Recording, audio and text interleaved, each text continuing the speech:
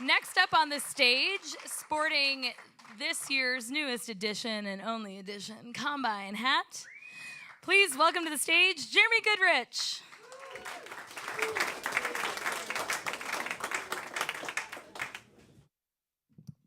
All right. Hey, my name is Jeremy Goodrich, and I own Shine Insurance Agency. But more importantly for this conversation, I am a podcaster, and I love telling stories. I love stories, and I love podcasting, and that's what we'll talk about here. It's weird to be on this side of the conversation. Usually I'm asking questions and pulling stories out of other people, but I'm going to try and tell my own story here real quickly.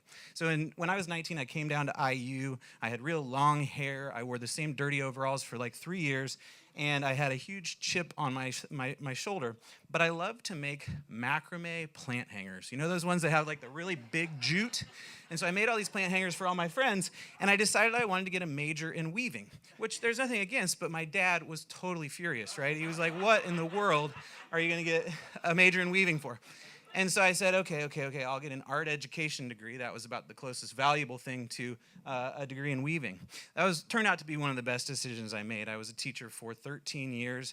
I taught art, and I taught 3rd and 4th grade, and I just loved it. It was so fun to hang out with kids, to feel that energy, to help them be passionate about things.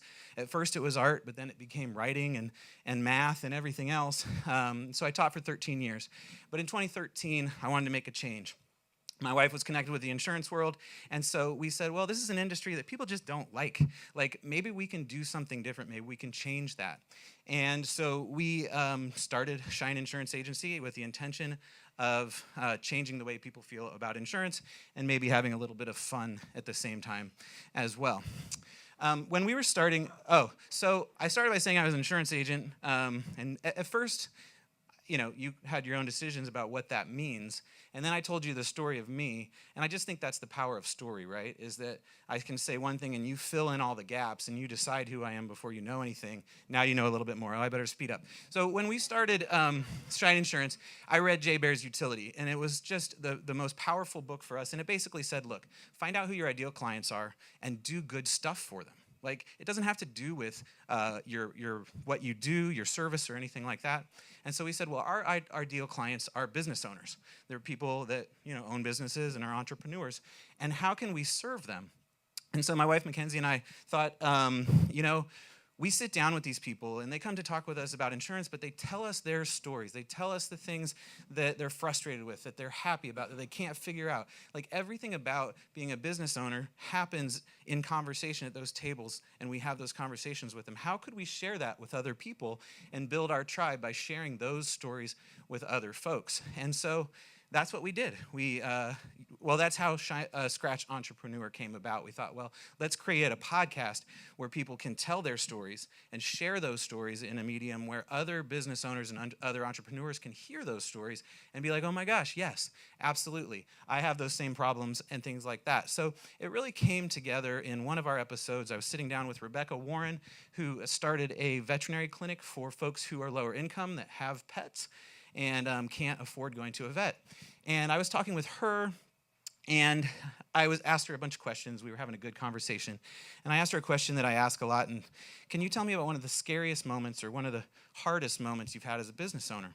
And she kind of thought for a second, and I could tell that her spirit was changing a little bit. And she said, well, it's been really this past week, I had someone come in and had a litter of really cute puppies, but they had a deadly virus called parvo, which a lot of dog owners have probably heard of.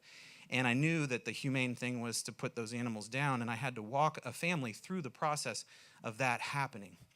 And I just felt like it was such a powerful story, and one I could tell she didn't think our listeners were going to be interested in, but ultimately was very powerful. And so we had lots of positive conversations in that podcast as well. But what I learned is that the highs and lows of business ownership, we all have. Anybody who owns a business has them.